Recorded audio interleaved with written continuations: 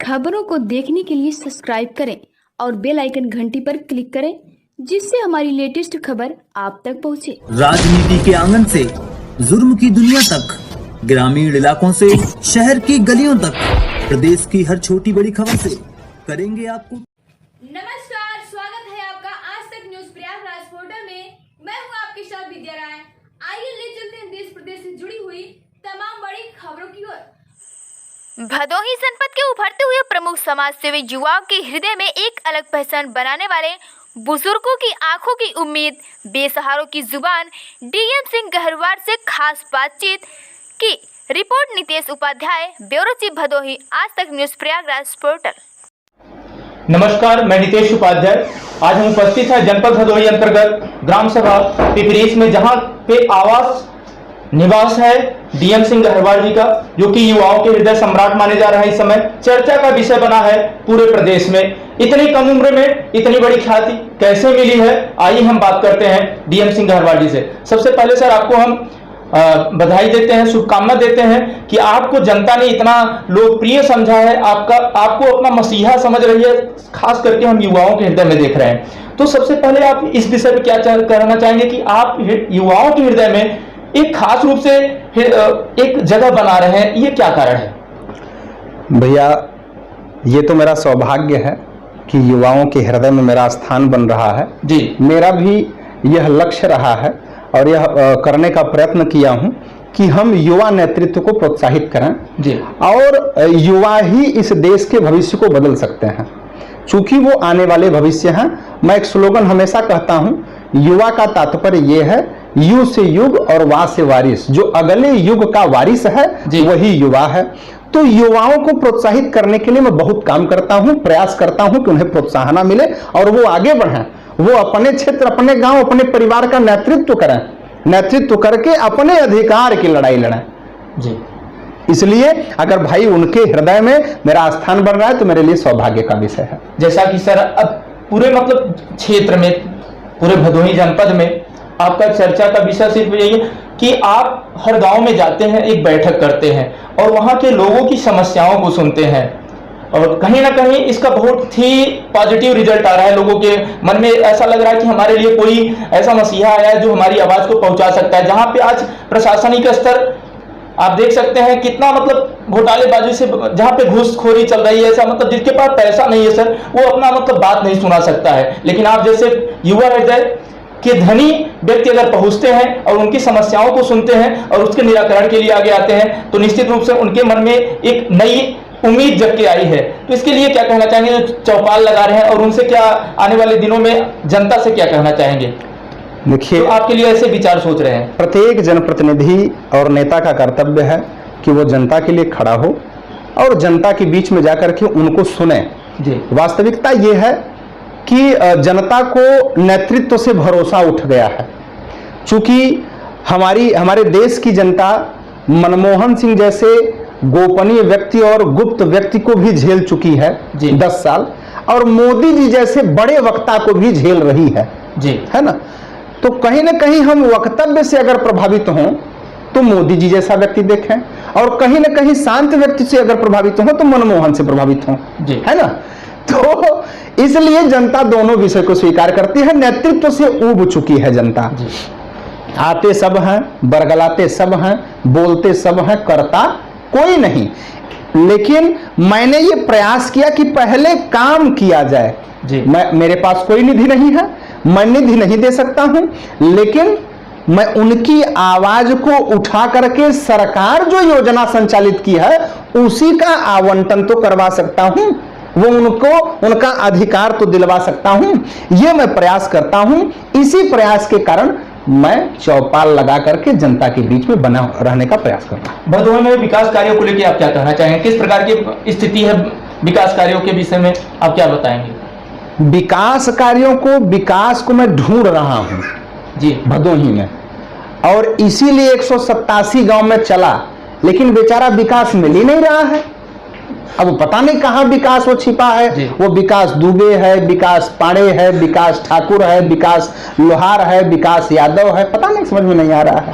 जैसा कि सत्ता पक्ष जो इस समय है भाजपा सरकार, वो हर तरफ यही लगा रहा सबका साथ सबका विकास, और विकास ही विकास की वादे किए जा रहे हैं। हर चैनलों पे सिर्फ विकास को ही दिखाया जा रहा है, लेकिन भदोही में आप किस प्रकार के विकास कार्यों को देख रहे हैं? चाहे सड़क की स्थिति को आप क्या देखना चाहेंगे, क्या बताना चाहेंगे सड़कों की स्थिति को लेकर? सड़क की स्थिति हमसे बेहतर कोई नहीं जानता भाई साहब, क्योंकि मैं तो छोटी गाड़ियों से चलता हूँ, छोटी गाड़ी से चल रहा हूँ। मेरे चेचिस को हमेशा जो है धक्का बेचारा लग रहा है उस रोड पे, और इसीलिए मैं इंदिरा मिल के सर्विस लेन पे धान भी लगा दिया।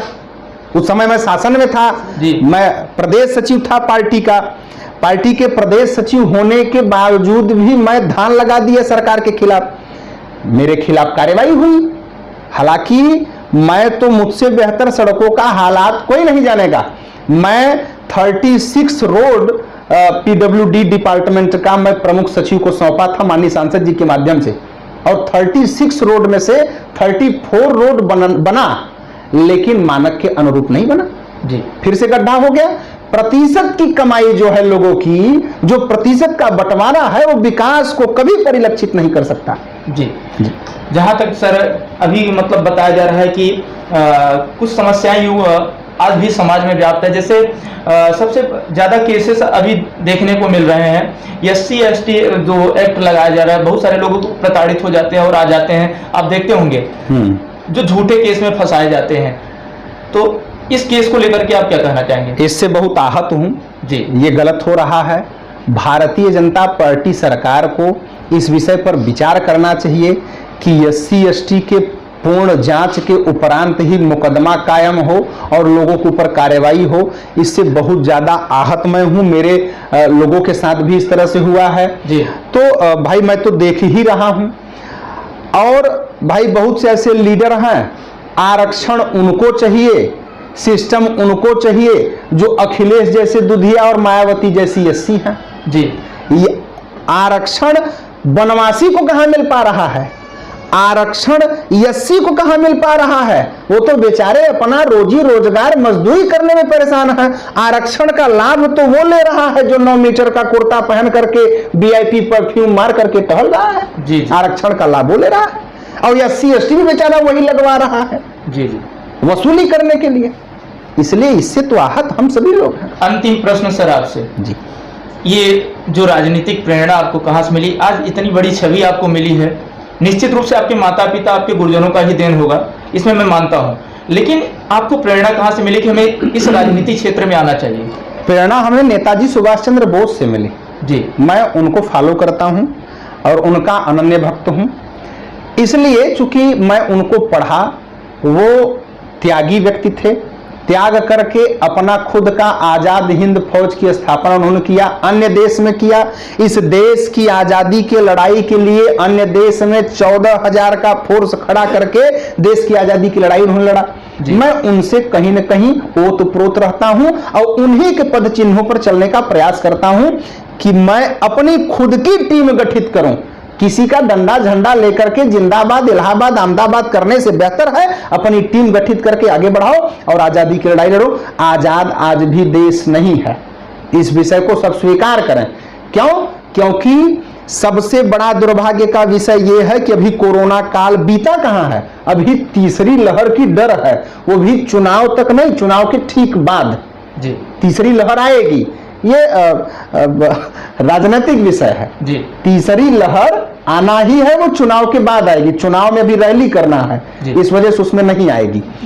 और इसलिए मैं कहना चाहता हूं कि कोरोना काल को अगर देखा जाए तो हमारे देश में WHO की कमान है, वर्ल्ड हेल्थ ऑर्गेनाइजेशन की कमान हमारे देश को मिली है, लेकिन हमारे देश में चीन के बाद दूसरे नंबर पे सबसे ज्यादा मौत हुई है।